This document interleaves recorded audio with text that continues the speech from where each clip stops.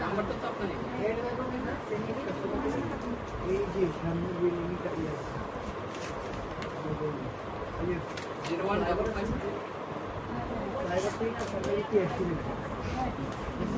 0155 नीचे पाশে এয়ারটেলে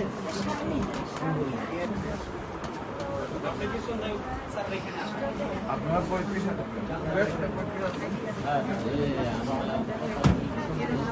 ভালো হয়ে যাবে ইনশাআল্লাহ আল্লাহ